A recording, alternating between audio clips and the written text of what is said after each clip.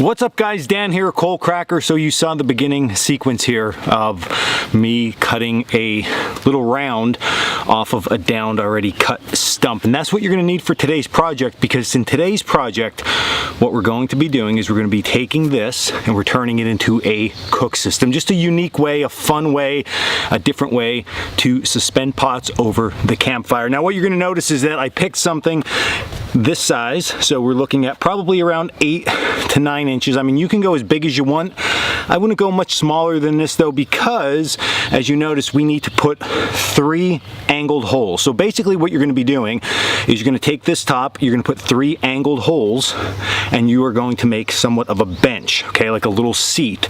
And then in the dead center, you're going to drill straight through, okay, and that is going to create another portion of the cook system. So next step is going to be to get some uprights for inside these 3 holes and then make this look like a bench, and then from there we'll show you how easy it is to create that cook system. So my bushcraft cooking bench, if you want to call it that, is all complete. A couple things to keep in mind with this: your height can vary drastically, okay, but you don't want to go too low to the ground. You want to make sure it's up high, and you'll see why when it's all complete. Secondly, okay, this doesn't have to be stable enough for you to sit on. That is not the purpose of this thing. It's a cooking apparatus. So like in my case, I found a nice long downed tree that was straight, so I cut that, and the uprights, these legs, they were a little bit smaller than the actual holes that I had an auger bit today. So what I did was I simply just made some wedges and wedged them in, enough that this is stable to put some weight down, but again, it doesn't have to hold a human. So just keep that in mind. And then what you need to do lastly is you need to find a Y branch. So here we have a nice straight branch that comes down to a Y, and what we're going to do is we're going to add some notches to the front of this right now.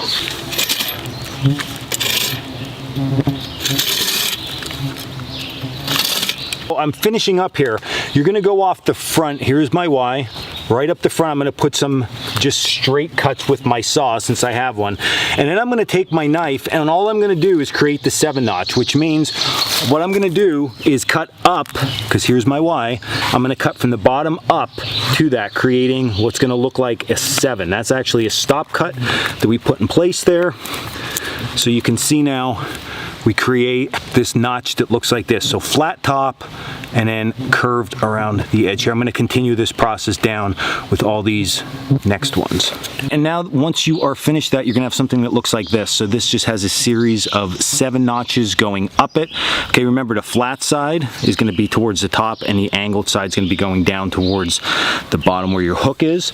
And then you're going to take just a small toggle, and what I want you to do with that toggle is I just want you to flatten out one side of it. Okay, that's going to actually catch. That's going to be your catch stick for your 7-notch. So I'm just going to take that across the top. You can flatten out the bottom side if you would like. So top side's flattened. I'm just going to flip it over. I'm not going to take too much material off. This is not precision work here. This is just going to help it stabilize a little bit better by doing that. Now I have somewhat of a flat piece of wood.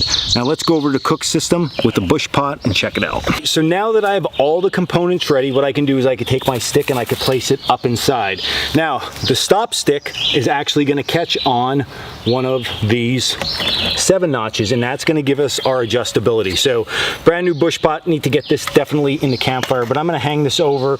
So if the campfire is underneath here where my hand is and I want to heighten this, I simply just pull it up, and then I use my stop stick to hold it in place. So a lot of change there that I can make with the height of the system overall. If I want to lower it way down, did I get lucky? Yep, so that's like right in the campfire. I actually just guessed at those 7 notches, but I guess when you spend as much time in the woods as I do, you get lucky with stuff. All right, so here's an up close of this. So my stick, as I pull this up, when I get to my next notch, my stick just simply catches that, and the 7-notch rests on it. So as I go, I just rest it that way, and I am good to go. All right, guys, and there you go. That is our cooking system for today. What should we call it? What should we call it? I guess whatever's in the title is what I decided to call it.